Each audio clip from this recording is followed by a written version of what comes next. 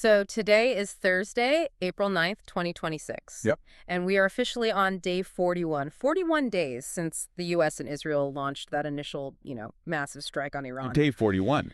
And the mission for our deep dive today is to really unpack the absolute chaos of the last 48 hours. Because, we're looking at a supposedly major 2-week ceasefire that completely collapsed. Basically fell apart in minutes. Yeah, minutes. And to get through this, we've gone through a massive stack of sources. So journalist reports from the ground, YouTube analysis videos that dropped this morning, military expert interviews, economic forecasts, all of it. The amount of material coming out right now is staggering. It really is. So to kick this off, I want you to imagine something. Imagine you just signed a lease for this great new apartment, right? Okay. You're excited, you got the keys, you walk through the front door, and you find out your new roommate has just set the living room on fire. Oh, wow. Yeah. That is honestly the exact geopolitical reality we woke up to today. It's the perfect analogy because at a high level, here's the landscape we are dealing with. A 2-week U.S.-Iran ceasefire was supposedly a done deal, brokered by Pakistan. Everyone was letting out this huge sigh of relief. Right, exactly. Yeah. But within hours of that announcement, Israel launched the largest, most coordinated aerial strike on Lebanon that we've seen so far. So that completely killed the truce before the ink was even dry. Just dead on arrival. And while that's happening on the macroeconomic side, the global economy is, well, it's teetering on the brink of 1970s-style stagflation because Iran has asserted total, absolute control over the Strait of Hormuz. Which is wild. And look, if you're listening right now, whether you're, nervously checking your retirement portfolio or you're literally just standing at the gas pump wondering why prices are surging, this failed ceasefire is going to impact your daily life in ways we really haven't seen before. Completely unprecedented. Okay, let's unpack this ceasefire that lasted, the time it takes to watch a sitcom? Pretty much, yeah. So on paper, it was a 2-week pause. Pakistan mediated it. And the sources say China and Egypt were doing a lot of behind-the-scenes arm twisting. Oh, absolutely. Major pressure from Beijing and Cairo to just stop the bleeding. Right. But then almost immediately, Israel launches this massive bombardment of Lebanon. The numbers in the reports are terrifying. Over 100 targets hit. In under 10 minutes. Under 10 minutes. Across central Beirut, the Bekaa Valley, southern Lebanon. But here's the question I have, and I think a lot of people looking at the sources have the same question.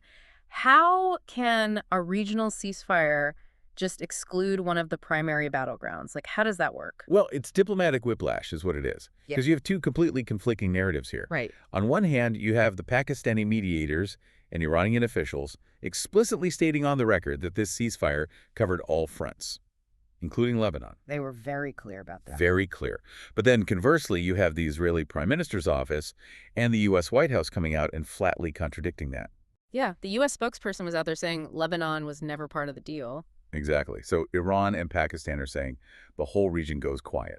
Yeah. And the U.S. and Israel are saying, no, we just meant direct strikes on Iran. Which is just a catastrophic breakdown in communication, or intentional ignorance, depending on how you look at it. And the human toll here from the sources is it's gut-wrenching. It really is. You see the footage from Beirut's commercial districts, just horrific scenes. Over 1,500 people killed in Lebanon since this whole thing escalated 41 days ago. And the displacement numbers are even higher. Yeah, 1.2 million displaced. That's, roughly 20% of Lebanon's entire population just gone from their homes? And the Israeli military claims, they're strictly targeting Hezbollah command centers. Right, that's their official line. But then you have local authorities and residents on the ground reporting widespread civilian casualties in these commercial zones. So what's fascinating here, strategically, is why? Why would Israel intentionally scuttle a ceasefire that its biggest ally, the U.S., was so desperate to get? Well, military analysts in the source material are pointing to a couple of things. First, Israel desperately wants to push Hezbollah past the Litani River. They want that buffer zone. Right, a permanent buffer zone. Mm-hmm. A ceasefire freezes Hezbollah in their current positions, which Israel finds unacceptable. So they just vetoed the ceasefire with air power. Basically, yes. And there's an even bigger theory here. Analysts suggest Israel might actually be hoping to drag the U.S. back into the kinetic fight with Iran. Oh, wow. So if Israel strikes Lebanon hard enough, Iran retaliates, and the U.S. has to jump back in to defend Israel. Exactly. It forces Washington's hand. It's like getting into a heavyweight fight, taking a few punches, and then dragging your bigger friend into the ring, whether they want to be there or not. That's a great way to put it, Right. because the U.S. was absolutely looking for the exits. Which brings us to Iran's 10-point plan. This is wild. The sources say the U.S. reportedly accepted this plan as the basis for the upcoming negotiations in Islamabad. And when you look at these 10 points, it's a fundamental rewriting of the Middle East. Let's run through them, because it's like getting into that heavyweight fight, but you walk out holding the deed to the arena. Point 1. Guarantees against future attacks. Standard, but significant given the context. Right. Point 2. Iranian control of the Strait of Hormuz. That is massive. The U.S. essentially saying, okay, you control the world's oil choke point. Just conceding it. Crazy. Point 3. Acceptance of uranium enrichment. Which throws decades of non-proliferation policy out the window. Point 4. Lifting of primary sanctions. Point 5. Lifting of secondary sanctions. And wait, let's pause here because I think people get lost in the financial jargon. What is the actual difference between primary and secondary sanctions? It's a huge distinction. So primary sanctions mean U.S. companies and citizens can't do business with Iran. Right, relatively straightforward. But secondary sanctions are the nuclear option of finance. That's the U.S. telling a French bank or an Indian shipping company, if you do a single dollar of business with Iran, you are cut off from the U.S. financial system. Right, you have to choose between America and Iran. Exactly. It forces the whole world to boycott Iran. So demanding the U.S. lift secondary sanctions is Iran saying you surrender your biggest financial weapon. Wow. Okay, continuing down the list. Point 6 and 7, terminating UN and IAEA resolutions. Point 8, compensation. Point 9, withdrawal of U.S. combat forces from the region. A full withdrawal. And point 10, cessation of war on all fronts, which obviously ties back to Lebanon. Now contrast those 10 demands from Iran with what the U.S. and Israel stated as their objectives 41 days ago. Right, what were they trying to do originally? The stated goals were regime change in Tehran, which definitely didn't happen. Securing Iranian nuclear materials, and reopening the Strait of Hormuz. So 41 days later, 0 for 3. Exactly. Right. None of those objectives have been achieved. And the reality of the battlefield is just stark. Iran has successfully fought 2 nuclear powers to a conventional standstill. Without even using a nuclear weapon. Without a nuke. They just used their massive stockpile of cheap drones and ballistic missiles. So what does this all mean for the U.S. political leadership? Why would Washington accept this deal now? Because this looks terrible on paper for them. It's political desperation. U.S. leadership, especially the president, has completely maxed out their conventional escalation options. They just don't have any more cards to play that don't involve World War III. Right.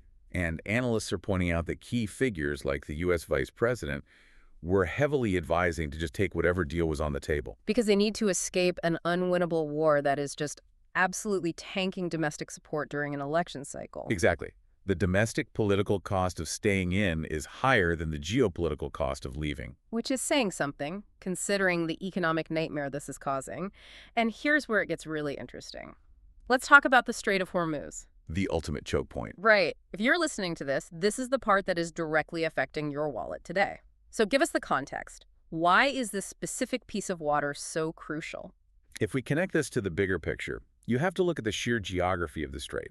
It's not just open ocean. Not at all. You are dealing with 3,000 to 5,000 foot sheer rock cliffs that are completely dominated by Iran along an 800 nautical mile coast. 800 nautical miles of cliff. Yes. So it is physically impossible to bypass Iran's control. They have radar, anti-ship missiles, drone launchers, all hidden in those cliffs. And after the ceasefire broke down, after the Lebanon strikes, Iran didn't just shut it down, they got creative. Right. They halted free tanker traffic again, but they implemented a toll system. This is the part that blows my mind. The sources say they are charging a reported $2 million per supertanker. $2 million a pop. And they're reportedly splitting it with Oman, who sits on the other side of the strait. So it's basically a mafia shakedown on global energy. Basically. But it's highly targeted. Ships from friendly nations, like China, they pass through safely, free of charge. But if you're a U.S. or Israeli-aligned ship? Blocked entirely, or seized. So it's an economic blockade masquerading as a toll booth. And the data we are getting from the World Bank and the IMF is just terrifying. The threat of 1970s-style stagflation is very, very real right now. Yeah, the sources keep using that word stagflation. So growth is being downgraded globally, and they're saying inflation could rise by an additional 0.9% almost immediately. And that's on top of already high inflation. Right. And this isn't abstract geopolitics, this is $4.14 for a gallon of gas in the U.S. today. And it goes way beyond gas. Yeah, the sources were talking about fertilizer shortages. Right, so European farmers are being forced to eat into their emergency stocks of fertilizer because fertilizer requires natural gas to produce, and the natural gas ships can't get through Hormuz. Wow. So no gas means no fertilizer, which means food prices are going to explode. In a few months, yes. And we are seeing closures of Indian factories because they can't get energy. You've got massive spikes in the prices of aluminum. Which means anything made aluminum, like used cars or appliances, is suddenly way more expensive. Exactly. And the thing is, energy independence is a complete myth in a globally interconnected market. Oh, say more about that. Because politicians always talk about energy independence. They do, but oil is a global commodity. Even if the U.S. produces its own oil, if 20% of the world's supply is trapped in the Persian Gulf, the global price skyrockets, and U.S. producers will sell at that higher global price. So the consumer gets hit no matter what. Exactly. And even if they sign a peace deal tomorrow, it will require 6 to 8 months of supply chain recovery just to untangle the mess of rerouted ships and backlogged ports. 6 to 8 months of pain, minimum. And the World Bank is already preparing, what, $30 to $70 billion in emergency funding? Yeah, 30 to 70 billion just to bail out emerging economies that are being devastated by this energy shock. That is wild. Okay, so you have this massive economic winter settling in, and understandably, it is causing absolute political turmoil in the U.S. and Israel. The domestic meltdowns are happening in real time. Let's start with Washington. The rhetoric coming out of the White House is just chaotic. Over Easter weekend, the U.S. president posted these deeply profane, deeply alarming messages on social media. Yes, the language used was highly unusual for a head of state. To put it mildly, threatening to bomb Iran into the Stone Age and stating, "A whole civilization will die tonight." Now, obviously, we are just looking at the source material here objectively. We aren't taking a political side. But analytically speaking, when a nuclear-armed leader uses a phrase like "whole civilization will die," that has massive implications. Right, because conventional bombs don't wipe out civilizations. Exactly. It implies the use of strategic nuclear weapons. Yeah. It invokes this sort of madman theory of deterrence. Where you try to act so unhinged that the enemy backs down out of sheer terror. Right. But it is facing fierce domestic pushback. Huge pushback. You have prominent politicians, including a very well-known senator from Massachusetts, publicly calling for immediate impeachment proceedings. Which is unprecedented in the middle of a major conflict. You're accusing the president of threatening genocide. Yeah. And so you have this fractured U.S. administration. Completely fractured. You have some advisors leaking to the press, warning that the war was totally oversold to them by Israeli intelligence. Like, hey, they told us this would be easy and it's not. Right. And simultaneously, the military brass, the generals, are quietly admitting in closed-door sessions that they just see no path to victory. So the politicians are panicking, the military is saying we can't win, and the economy is tanking. But wait, if the U.S. wants out so badly, why is the Israeli prime minister seemingly forcing the war to continue in Lebanon? It all comes down to Israel's internal political fractures. The prime minister is in a very precarious position. His coalition. Yes, his coalition. If he accepts the ceasefire as it was drawn up, his hardline right-wing coalition partners will withdraw their support. And the government collapses. The government falls, there are new elections, and he likely loses power. So his political survival depends on keeping the war going until he gets a decisive victory. And the sources say some of these hardliners are even openly discussing the use of neutron bombs. Okay, what even is a neutron bomb? Because that sounds like science fiction. It's an enhanced radiation weapon. Yeah. Basically, it's designed to minimize the physical explosive blast, so it preserves infrastructure like buildings and bridges, but it releases a massive wave of lethal radiation. To eliminate the population, but keep the city intact. Exactly. And the fact that sitting officials are even discussing it shows you how extreme the internal pressure has become. It's like the U.S. is the senior partner at a firm trying to close a massive business deal, but the junior partner just went completely rogue and shredded the contract on the table. That's a perfect way to describe this veto by action. Israel is essentially exercising veto power over U.S. foreign policy through unilateral military action. Because they know the U.S. will be forced to back them up if things escalate. Exactly. But here's the terrifying part. the U.S. might not actually have the physical capacity to back them up indefinitely. The military realities. Let's look at the physical logistics, because this was the most eye-opening part of the sources for me, the exhaustion of arsenals. It is a critical vulnerability. The U.S. is critically low on air defense interceptors. These are the highly advanced missiles used to shoot down incoming threats. And military analysts in our sources are estimating that it will take a full decade to replenish those stocks. A decade? Why 10 years? We're the U.S. Can't we just print the money and build factories? It's not about money. It's about shortages in raw materials, specifically titanium and rare earth minerals. And where do those materials primarily come from? They are controlled by China and Russia, who are very clearly aligned with Iran in this conflict. So the U.S. literally cannot get the materials to build the missiles to defend against Iran's weapons. Precisely. The supply chain for U.S. defense is bottlenecked by its own geopolitical rivals. And contrast that with Iran's resupply window. This is why a pause is so dangerous, right? Exactly. While the U.S. is struggling to manufacture, say, 70 advanced missiles a year, Iran is producing an estimated 600 drones a day. They are cheap, they use commercial parts, and they are highly effective at overwhelming air defenses. So a 2-week ceasefire, even if it had held, isn't just a pause for peace. It's a logistical jackpot for Iran. It gives Iran 2 weeks of open airspace and clear sea lanes to receive literal shiploads of technology, rocket fuel, and new air defense systems from Russia and China. They get to reload, while the U.S. is stuck waiting on supply chains that might never deliver. And this raises a really important question about the broader axis of resistance, because Iran hasn't even played its full hand yet. Right, the sources mention the Houthis. Exactly, the Houthis in Yemen.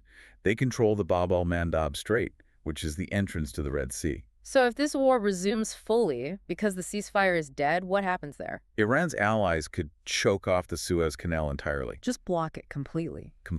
And if you think the Strait of Hormuz is bad, shutting down the Suez Canal would devastate European markets. It cuts off the primary shipping route between Asia and Europe.